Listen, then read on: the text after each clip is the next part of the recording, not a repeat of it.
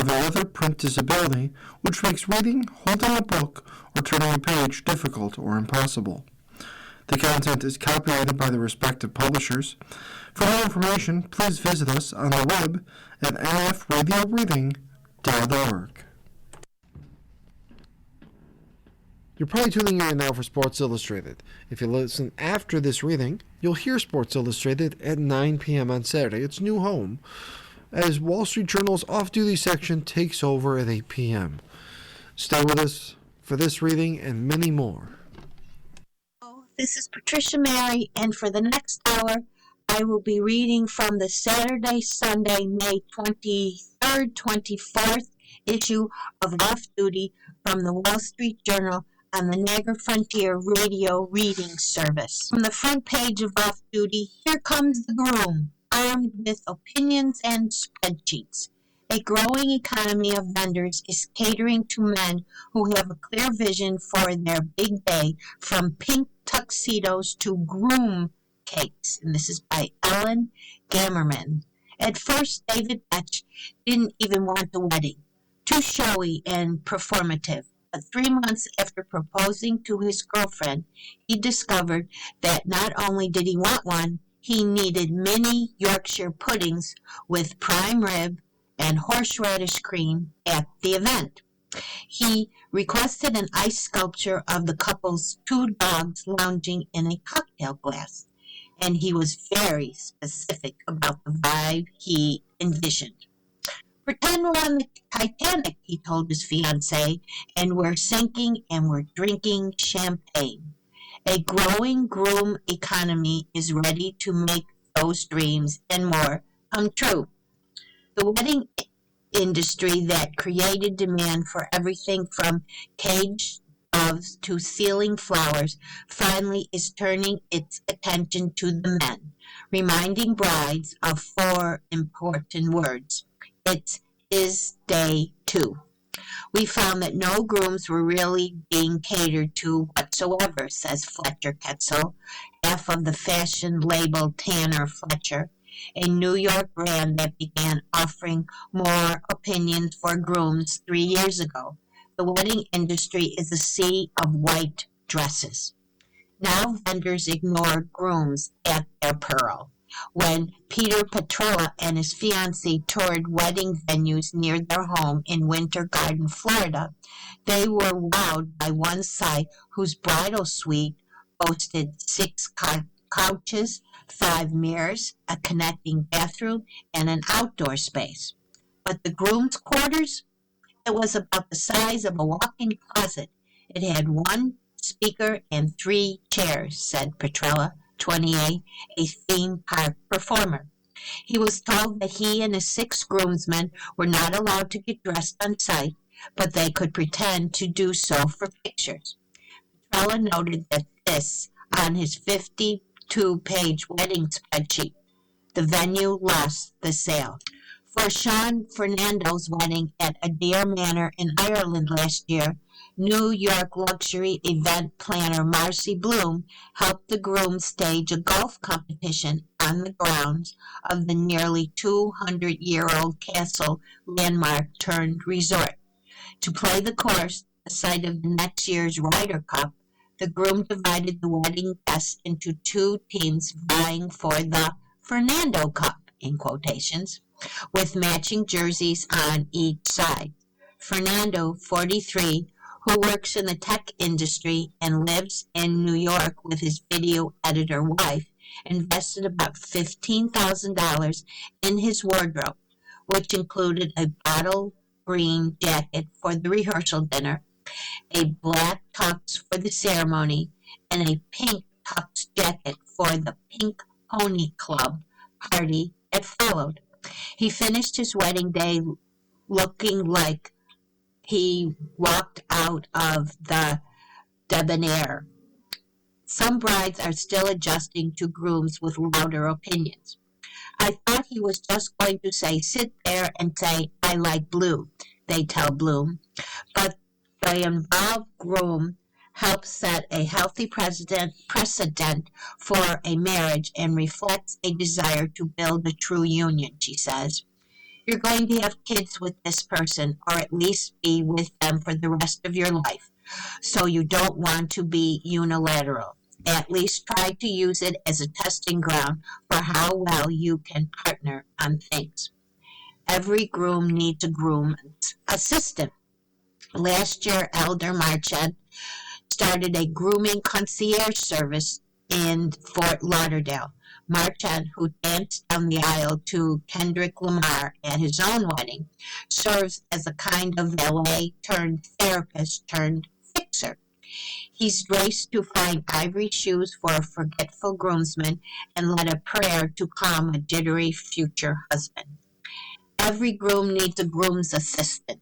I don't even understand why it's not a common thing, says former NFL safety Duke Enancho, who spent more than $2,000 to hire Marchand for his Los Angeles rooftop wedding last year. Bridal magazines have long graced grocery aisles, but now there are publications marketing to the husband-to-be. Garden and Gun, Southern Culture magazine, recently delivered its first wedding issue to its male-leaning readership. The title exceeded expectations by driving high six-figure venues in its first 3 months. Its publisher, Christian Brandt, said. A promotional email announced, a brand long rooted in bourbon and bird dogs is now backing the groom, and it's working. Garden and Gun's next wedding issue will feature groom's cakes, which often appear at rehearsal dinners in the South. Cake artists have created specialized confections such as a Yeti cooler cake with a fishing rod, a cake rendering of City Field, a cake with a duck in the reeds, and a cake with handcuffs and a firearm. Grooms have shown Boston-based wedding planner Carrie Ketterer a specific tartan, a herringbone fabric swatch, and a wallpaper that kind of look like the scales of a trout for decor inspiration, she says. One groom insisted the invitations include a reference to the snickerdoodle cookies he bakes with his fiancée. An active groom leaves traditional voices of authority, mothers and mother-in-laws, contending with one more decision maker. Our clients, who are very sophisticated and smart, are going to be like, this guy's going to raise my grandchildren, and I want to make sure I'm aligned. And if I'm not, I'd better be careful, said high-end event planner Brian Rafali. I'm the coach, right? I'll be like, just take a deep breath. I'm worrying about the size of the butter plate. Of course, some men have always cared about wedding details and gotten at least as involved as brides typically do. When J.P. Marco Licorice and Jordan Millington Licorice married in rural southeastern Pennsylvania 4 years ago, they curated whimsical and personal touches. Deepak Chopra, who officiated, wore a jacket embroidered with an image of the night sky the day the couple met. Their weekend offered drag performances, a crystal ball sound bath, and 32 custom looks for the wedding party. They were going to put their white dog, Miss Honey, in angel wings and have her deliver the rings via zipline, but then decided it was too terrifying for all involved. Rise of the groom influencer. Sorry, that was hard to say. Some grooms are taking it a step further, parlaying their weddings into personal branding. Sam Norar, 28, who is planning his wedding party this summer in Tuscany, is assembling his own pre-wedding shot list. The guys in the bathroom, and they're getting ready, and they're dancing and having fun or having a drink in their hand, says Norrell, a New York content creator who recently found an online niche as a groom influencer. Another groom influencer, Ethan Lunsberry, 27, was stunned by how quickly he monetized his social media posts directed at husbands-to-be. He raked in more than $15,000 in a couple of months with content for a jewelry insurer and a wedding betting app where guests can wager on variables such as who will cry first and the length of the best man's speech.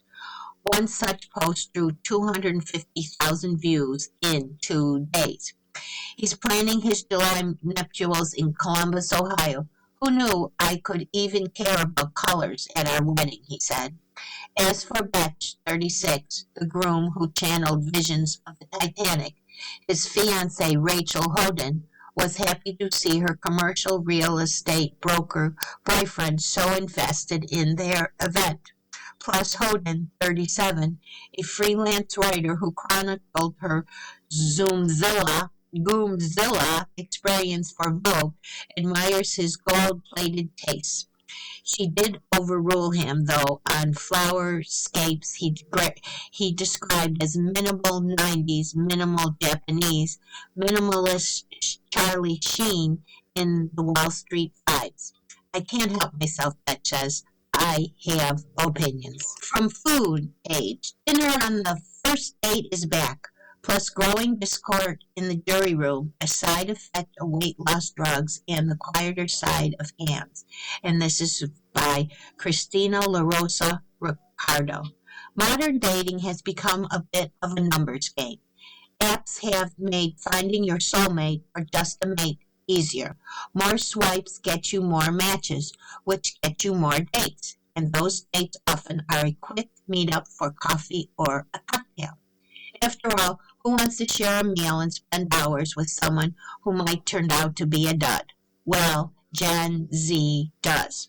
This week we looked at more than 20-somethings are eschewing the dating norms of their millennial counterparts and bringing back the dinner date.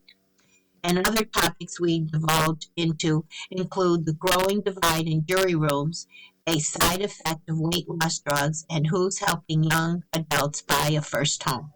Enjoy the long Memorial Weekend with friends and family and all the great reads below. Leading off, let's have dinner.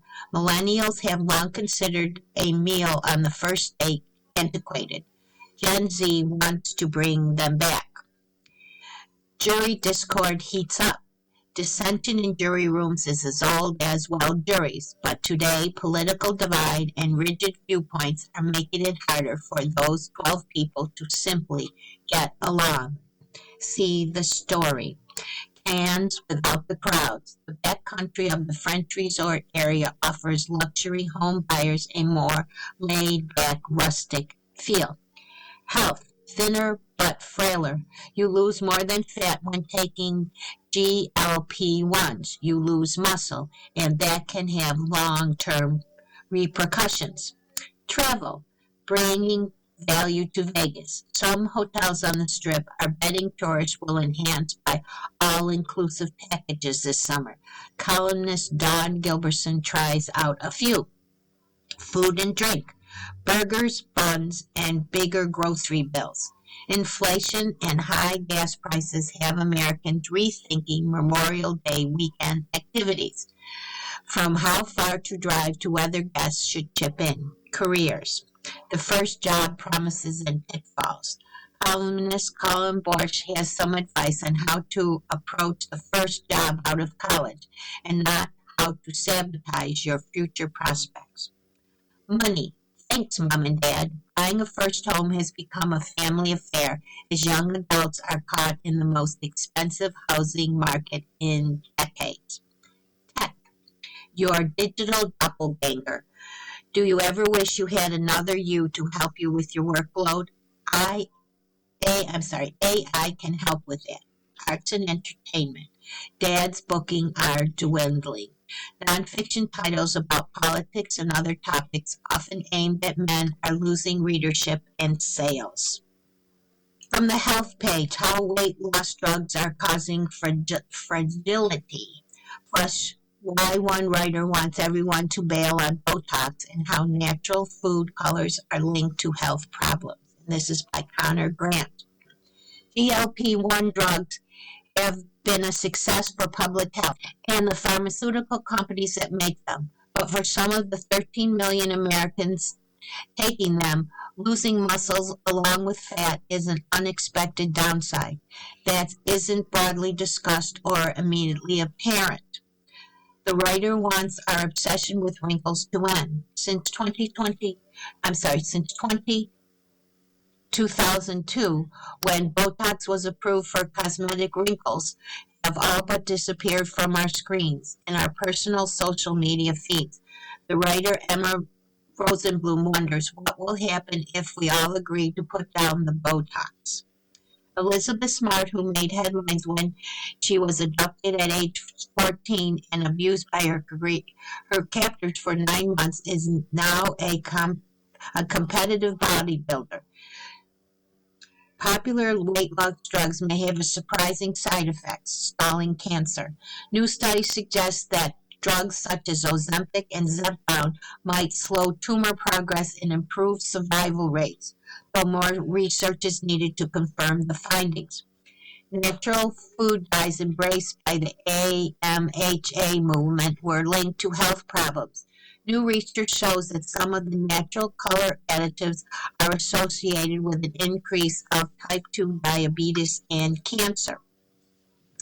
The Amgen drug got new warnings in Japan after 20 patients died.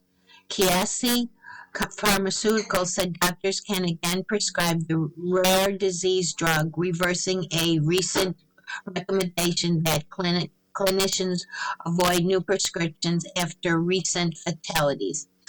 And it's called AMGEN drug.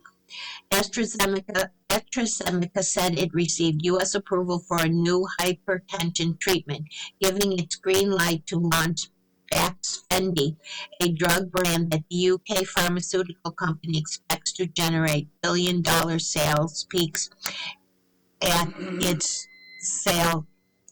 You are listening to the reading of articles and features from Off Duty from the Wall Street Journal on the Niagara Frontier Radio Reading Service. And this is the fashion. Traveling for work? Fly in style with these plane-to-meeting outfits. Easy, elegant attire that can take you from window seat to the sea suit. This is by Katie Kelly. Work travel can present a wardrobe dilemma, especially when you have to go directly from an airport to an office. Lamenting the leg room in row 32? Here's how to look like you flew business class to the big meeting. First, focus on comfort. Stretchy waistbands, light layers, and soft materials can make a long-haul flight tolerable. Opt for fabrics like wool, Ponte, Ponte, or Lysol, which looks polished and resists wrinkling better than linen or silk. With easy-to-slip-on shoes and totes that fit a laptop and more, you can be presentation ready even if you don't have time to iron after disembarking. Read on for 6 TSA-ready looks.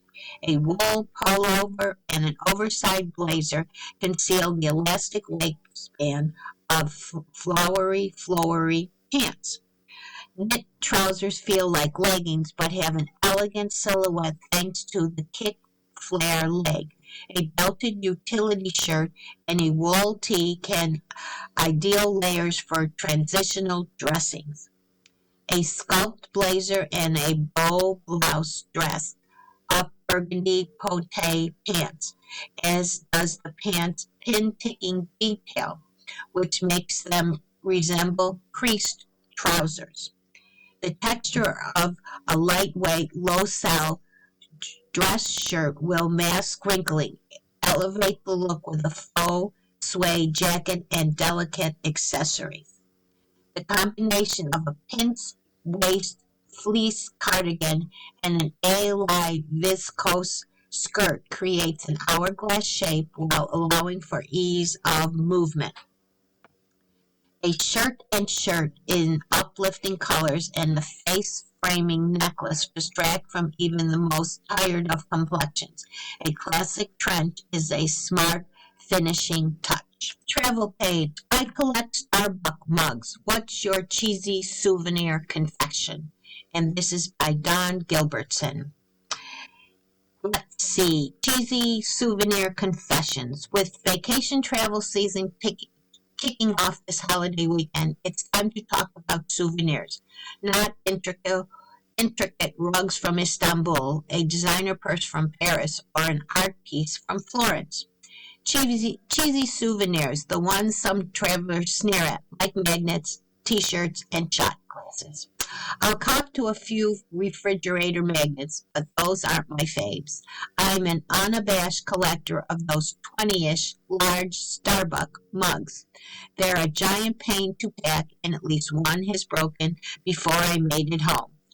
R.I.P. Brooklyn mug, but they bring me so much joy. Every time I take one out of the cupboard in the morning, I'm taken back to that trip. As I write this, I'm drinking a latte out of one from Odyssey of the Sea, a I'm sorry, Royal Caribbean cruise ship I spent 2 weeks on with my mom last fall from Rome to New York. My favorite is one from New York with a subway tile design. I drank out of it during every remote interview for this job 4 years ago and consider it good luck. Yes, I know you can buy them on Facebook Marketplace, but that's cheating. My hairstylist collects them too, and his clients bring them from all over the globe.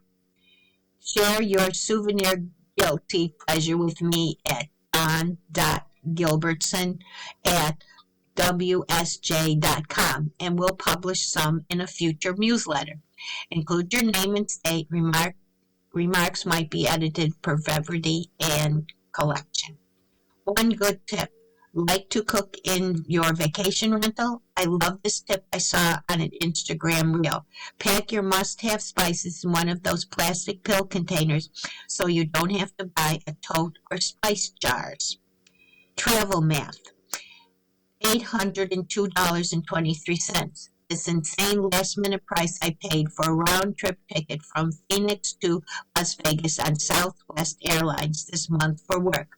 It's another example of the fallout from the skyrocketing jet fuel prices and sizzling travel demands.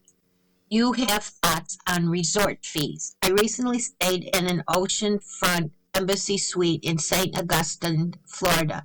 The resort fee was $22 plus tax per night. It included 2 beach chairs and a towel, bike rental, 1-hour surfboard or bodyboard rental, daily yoga class, and 2 refillable water bottles. They could have charged double and I'd have been happy with it. Crazy.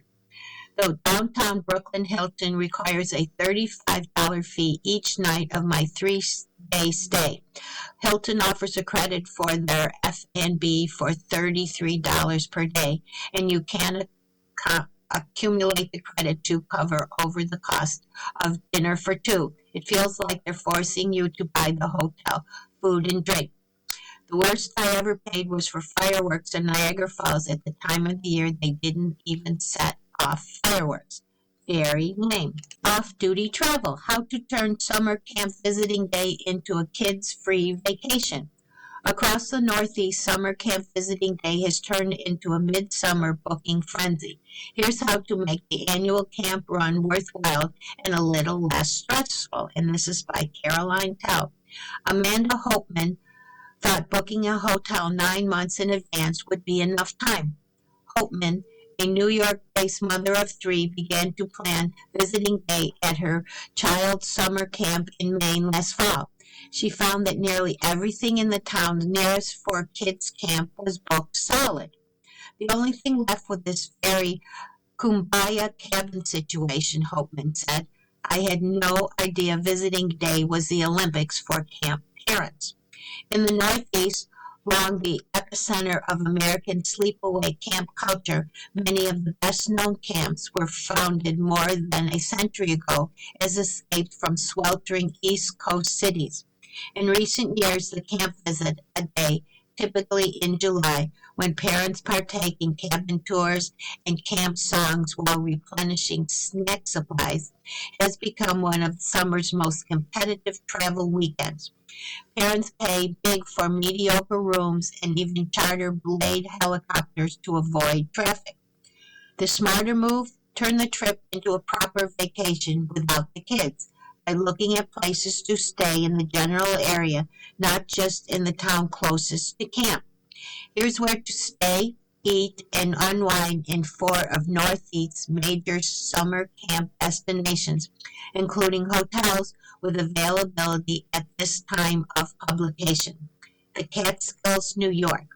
Book an extended trip to the quaint upstate towns of the Catskill Mountains, and visiting day can feel less like an obligation and more like a proper escape built around breweries, hiking trails, and outdoor movie nights at design-forward hotels. Where to stay? Visit camps like Chippewa, Lakota, and Kennybrook. Kozan Hall, from around $649 a night, offers a tranquil landing pad with lake views and delicious cocktails. At the same rate, the 12-room De Bruce serves sophisticated tasting menus and grants easy access to nearby hiking trails. If you're wanting to splurge, Wildflower Farms Aubergine Collection offers plush cabins for around $2,200 a night, which also grant you access to group movement classes and other activities. What to do? Start your morning in Livingston Manor with coffee at the Walk-In and antique hunting before heading to the town of Decord for wood-fired pizza and cider at West Wind Orchard. If staying into the week, hiking Catterskill Falls becomes far more enjoyable once the crowds clear up. Don't miss Bethel Woods Center for the Arts. The former Woodstock site hosts open-air concerts and a small museum. The Berkshires in Massachusetts. In towns near camps in western Massachusetts, it's not uncommon to overhear conversations about prep school, wait lists, and tennis programs. But it's equally easy to sidestep that scene entirely and disappear into the gentle world of farm stands, lake swims, and small-town New England.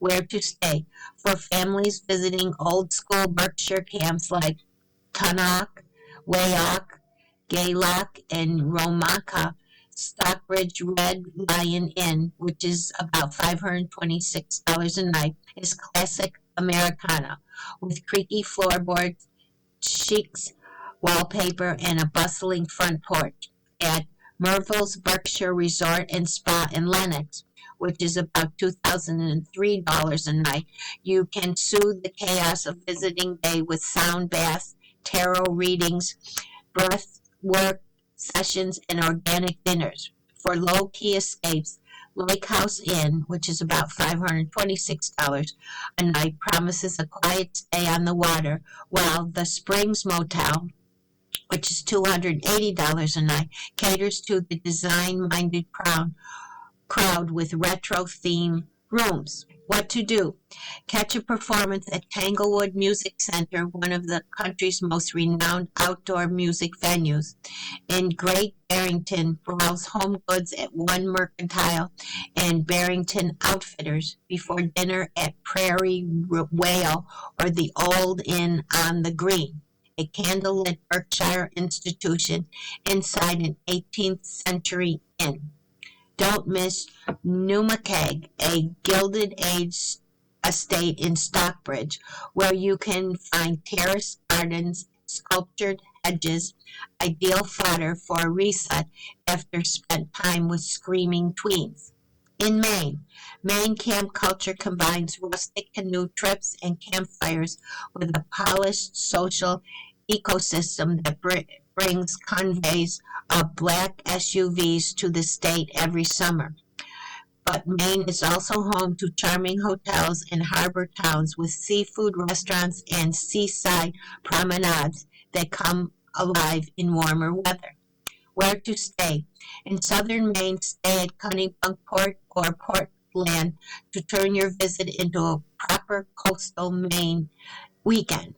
White Bridge Inn Aubergine Collection leans into old money Maine charm from about $1,100 a night, but for understated luxury, opt for hidden Pond, which is about $929 a night. In Portland's Old Port District, the Weldon Hotel, which is $1,500 a night, is an ideal launch pad for oyster bar hopping and waterfront strolls. For camps in central Maine's Belgrade Lake regions, look to Camden or Rockport as a home base. What to do? Book a sunset sail aboard the schooner Lenore in Kennebunkport, or spend an afternoon browsing Sherman's Maine Coast Bookshop in Portland. In Camden, visit the shops along Bayview Street. In Rockport, grab a seafood dinner at 18th Central Oyster Bar and Grill.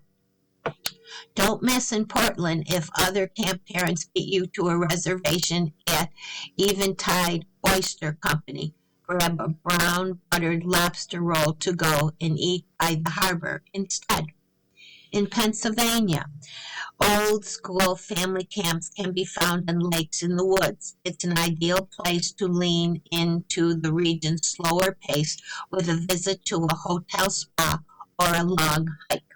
Where to stay? Around Harley and Honesdale, the towns near camps like IHC and Trails End, there are plenty of no-frills inns to choose. Ledges Hotel, which is $257 a night, and the Settlers Inn from $400 a night. Both carry a laid-back energy and offer river views. For around $675 per person per night, the Lodge at Woodlock is a more secluded adults-only experience built around the spa. What to do? Rent a pontoon boat on Lake Wallenpauka, then work off the Camp Candy Crush with a hike through Delaware Water Gap National Recreation Area. Grab a dinner at Native, a Honesdale restaurant and wine bar known for seasonal small plates, natural wines, and a crowd that still includes locals even at the height of summer. You're listening to the reading of articles and features from Off Duty from the Wall Street Journal on the Niagara Frontier Radio Reading Service. From the Style and Life page, as a millennial, I loathe first date dinners. Gen Z changed my mind. I've always recoiled at having dinner on a first date. Now I've noticed younger people challenging the dating norms millennials like me had grown to accept. And this is by Lana Schwartz. Any guy who asks out Sharia Murphy better be prepared to take her to a meal on their first date. There's a level of intimacy you get, and there's a time frame built in when you're at dinner or at lunch versus at a bar or at a coffee shop, said Murphy, a 25-year-old paralegal. Since swearing off first date coffees and drinks 2 years ago, Murphy has gone out with fewer men overall, but her dates have led to stronger connections. Now she understands that if a guy refuses the suggestion of lunch or dinner, he's not for her.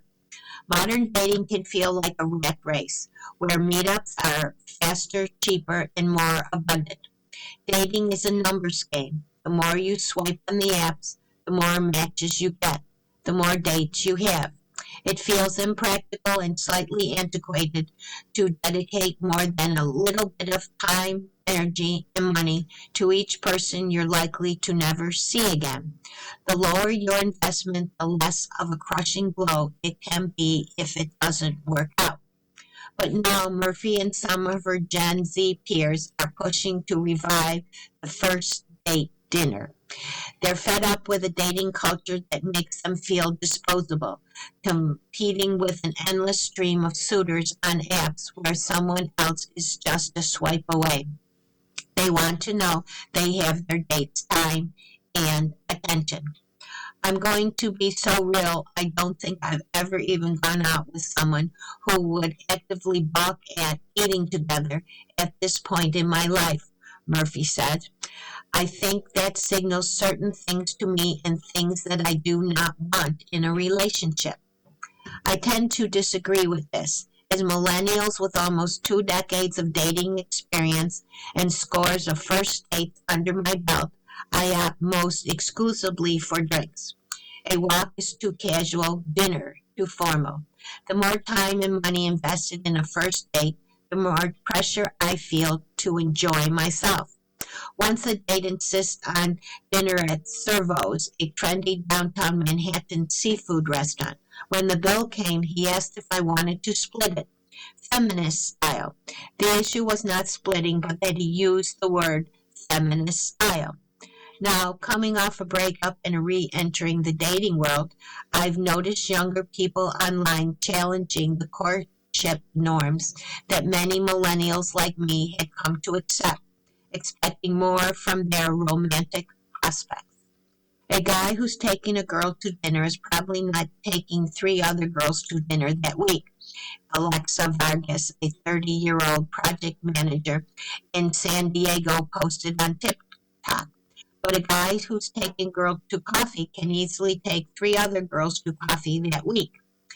After she posted the video, Vargas said that she received some ire from men. There was one comment in particular. Why would I take a girl to dinner and spend my money on a girl I'm almost likely never going to see again, she said. This is exactly why I don't like coffee dates. This man is suggesting that he should put in low effort because he's not invested in finding a serious relationship. I've shied away from dinner dates because they can open a Pandora box of awkward movements, getting food in your teeth and risking at any moment answering a question before you're finished chewing, or your date doing the same. It's hard to say which is worse. But no date and certainly no relationship is ever safe from embarrassing situations. You may find them enduring. Clarissa Prasad, a 20-year-old actress in New York City whose earliest dates with her now boyfriend were dinner dates, recounted how his spice tolerance helped her fall for him. He starts sweating when he eats spicy food, Prasad said of their second date at a taco restaurant. I thought it was quite sweet. He was trying to use a napkin and wipe and look nice for me, despite sweating and maybe not even be able to tolerate those flavors. There are still plenty of young people who prefer coffee or a cocktail. Dinner reservations can be a lot of effort for a stranger. Some men have expressed online that they think many women are looking to score a free meal while a guy picks up the check. Evan Masterson, a 23-year-old in Brooklyn, argued that was a sad way to look at the world. I think if you're putting a monetary value on yourself, then go to dinner alone, he said, adding, I highly doubt they would look at a male interaction that way. Dating coach Samantha Burns said that she noticed the younger generation preferred low-commitment first dates with built-in flexibility, like drinks into meals or coffee into walks. Many feel a sit-down dinner is more appropriate for a third date, once you've already established chemistry, easy flowing dialogue, and enough interest to invest your time and money, she says. Sharing similar eating habits with romantic partners matters more to Gen Z compared with the rest of Americans. 67% of their cohort say it's important to share food preferences and dining habits, compared with 62% for millennials and 55% for Americans overall, according to a recent poll by Open Table. On Hinge, a new feature allows users to signal their preferred first date activity to potential matches.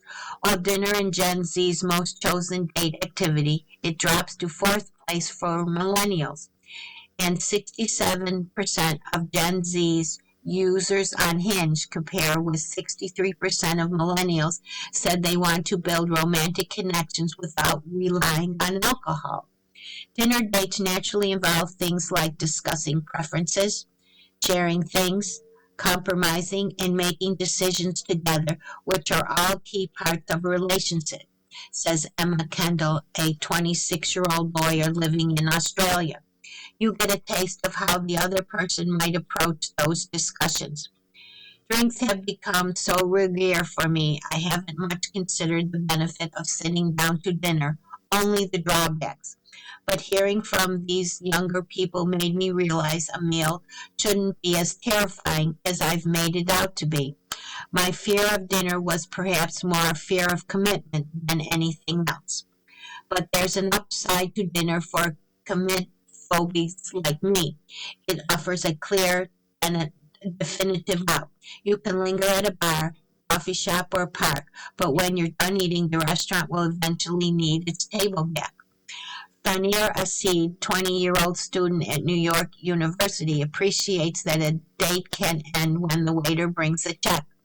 A meal helps with bad dates because if you realize you're incompatible with that person, your meal with them won't last as long. From the food and drink page, not all pasta primaveras are created equal. Make this one. Here's a simple pasta featuring spring vegetables that you want to make all season for yourself or a crowd. And this is by Odette Williams. Not long ago, a reader wrote to me asking how to make a truly great pasta primavera, an Italian-American dish from the 1970s. Too many primavera recipes are weighted down with large, unwieldy chunks of vegetable that have absolutely nothing to do with spring. The reason that gives the dish its name.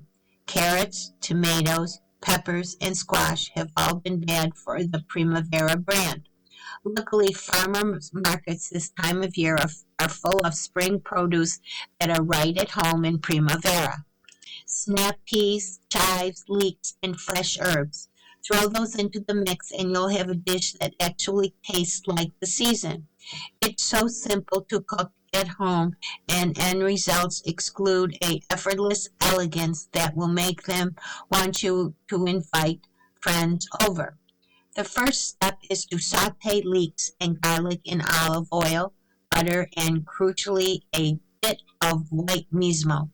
I love Mariam, a white mismo that adds umami without taking over. Your kitchen should fill with a buttery, nutty, garlicky aroma, which means you're on the right track.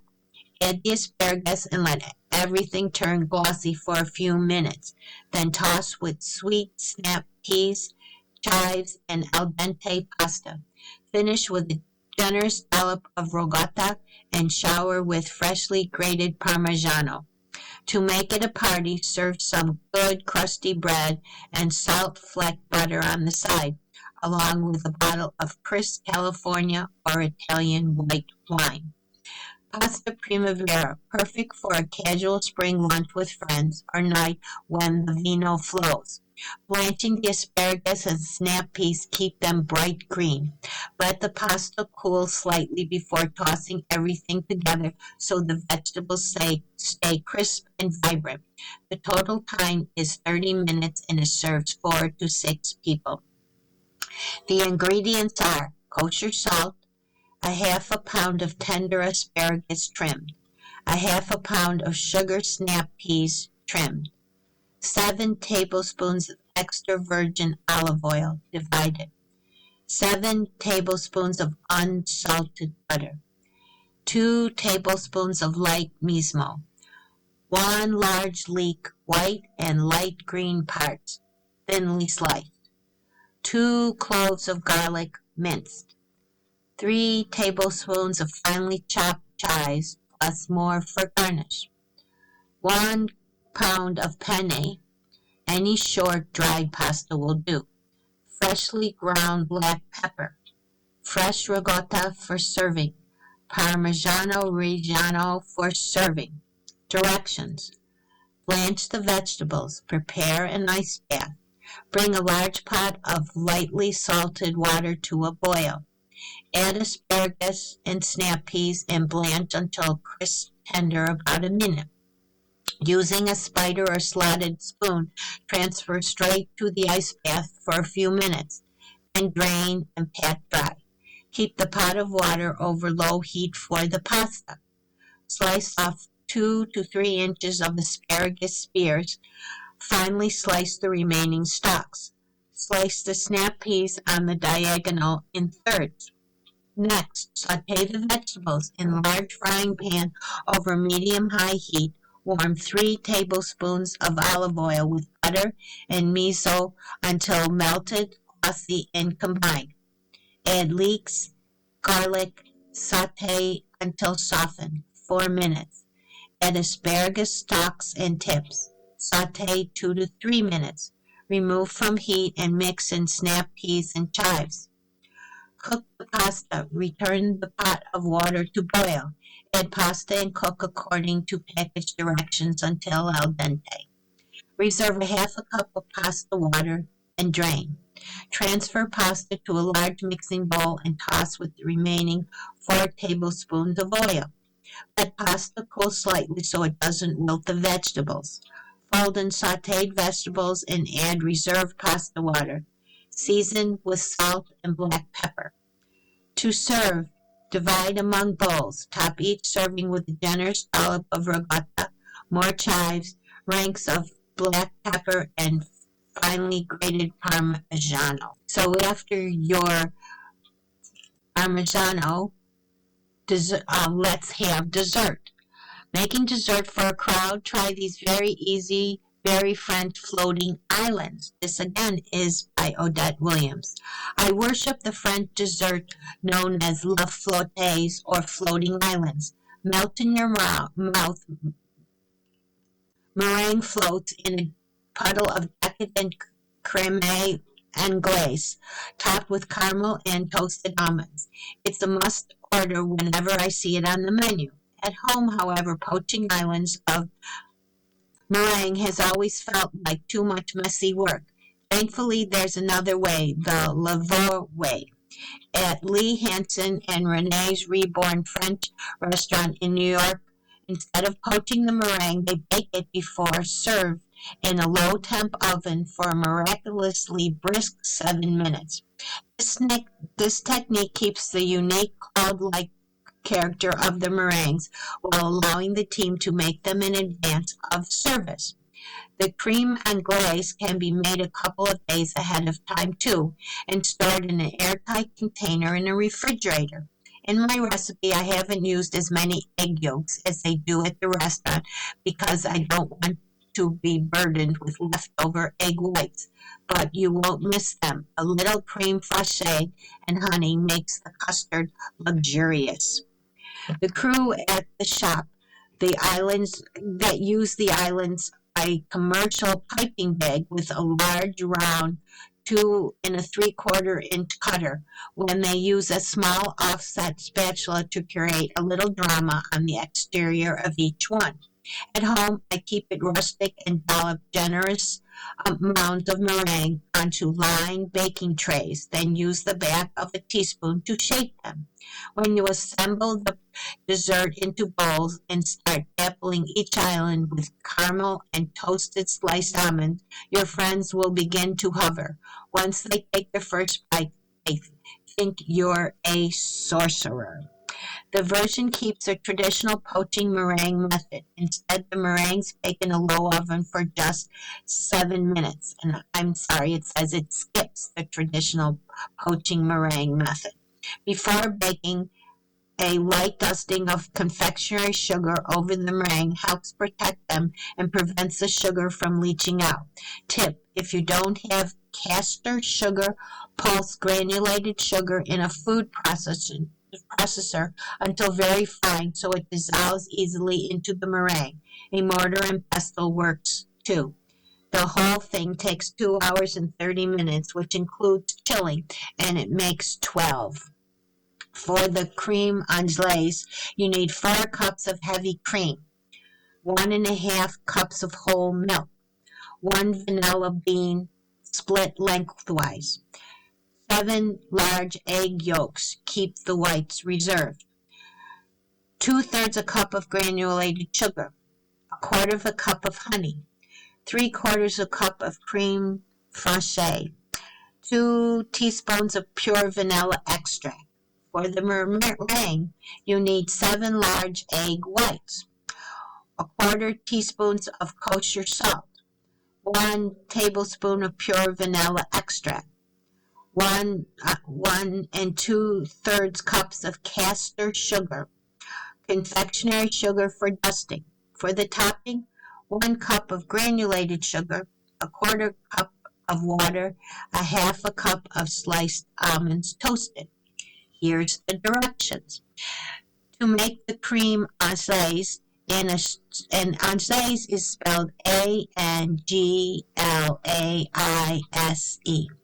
In a saucepan over medium-low heat, combine cream, milk, vanilla bean, and bring to a simmer.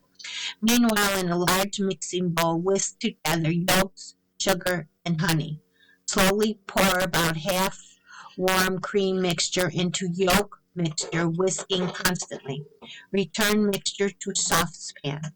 Cook over low heat, stirring constantly until custard thickens slightly and reaches 175 to 180 degrees, 10 to 12 minutes. The custard should coat the back of a spoon and hold a line when you draw a finger through it. Remove from heat and stir in cream fraiche and vanilla extract until combined. Strain through a fine mesh sieve into a jug.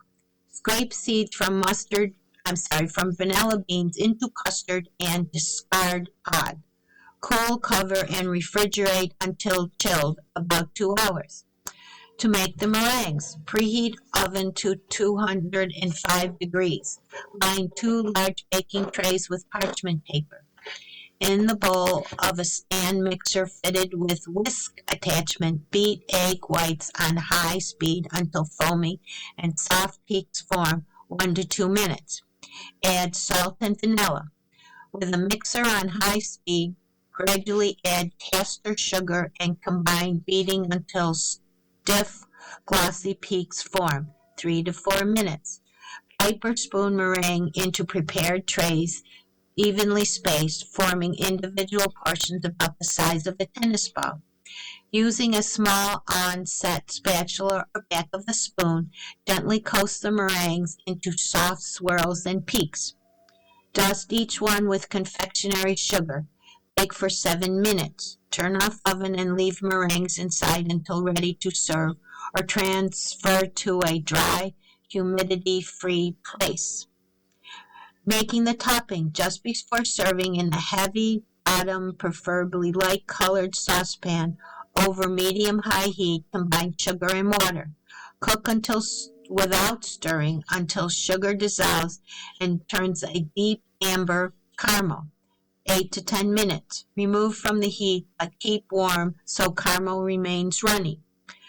Assemble floats. In the center of the shallow bowl, place meringues. Pour chilled cream anglaise around them. Sprinkle with almonds and drizzle with caramel. Serve immediately. Enjoy your dessert. This is the Rumble Seat, a classic roaster that still comes with a stick shift. Born as a Maita, the Mazda MX-5 is modeled on the 1960s era open-top British sports cars, and it's one of the last remaining delivery systems for the proper 6-speed manual transmission. And, of course, it's by Dan Neal. According to Mazda's Dreamweavers, the RF in the name Mazda MX-5 RF stands for retractable fastback. They could have just stopped with R. The WePower hardtop mechanism does retract after a fashion. The roof pillars and rear deck, if you're being pandemic, raised as one piece, clearing a space underneath for the roof panel to slip in. Among other virtues, this design preserves most of the MX-5's limited luggage space. Up or down, sun or moon, this is magic at your right fingertip. The top opens in about 13 seconds. The car has to slow its roll to 6 miles an hour or less. With the top down, the RF is flooded with all the usual emotional isotopes. The snare drum idle of the 2-liter inline 4, the hot sun on your face, the refreshing breeze in second gear, the hair tornado in 6. Weather permitting, of course, if the MX-5 in question is to be one's year-round daily driver, the RF is the way to go. For starters, it's quieter than the drop top. The rigid roof panel helps attune the little engine's effortful ringle-dingling, which loses its charm after 4 hours or so. The frame window seals like Tupperware against the roof boughs. At highway speeds, wind noise and tire roar will seep in, but not enough to drown out conversation. You can't say that about the canvas top versions. The RF also affords some measure of security against top-slashing thieves and delinquents. I'm assuming it's pretty waterproof too. But with all respects, Mazda's creative fastback, why? How does that aid comprehension, seeing it isn't a fastback? Just saying it once feels like I'm beating a dead horse. A fastback design calls for a roughly diagonal profile and backlight glass sloping from the trailing edge of the roofline to the deck lid, a feature nowhere in sight. 37 years and 3 design generations later, the MX-5 seems even more radically historic, a ghost of Christmases past. Behold, one of the last remaining delivery systems for a proper 6-speed manual transmission, and it is proper. Leather-stitched, handball-sized shift nod after severing with engine revs, the short throws between gears landing in oiled, notchy slots. Spaced closely in the footwell, 3 dainty foot pedals make it possible for drivers to push the gas pedal with the side of the right foot while holding down the brake pedal and clutching, heel and toe downshifting. Other traditions honored with the snappy rack and pinion steering, a double-edged frame front and multi-link rear suspension, and the limited slip differential. The LSD paired with the Bremo brake kit helps put power down a little earlier while acceleration out of turn. If you're not down with the fancy footwork, Mazda also offers the RX with a 6-speed automatic transmission with paddle shifter. It's a revving, rousing little paint stirrer, though, very much like its forebears, with a nice thick wedge of torque at round middle clock, and with the bawling shouts of a vintage biplane above 80 miles an hour or so. You wear it well, Mazda Miata. Here's to another 37 years. And price as tested is $43,730. Coming up next on the Niagara Frontier Radio Reading Service, we have Sports Illustrated. Following that at 10 o'clock is the Athletic. And at 11 o'clock with episode number 11 of King Sorrow by Joe Hill. Stay with us for these readings and more.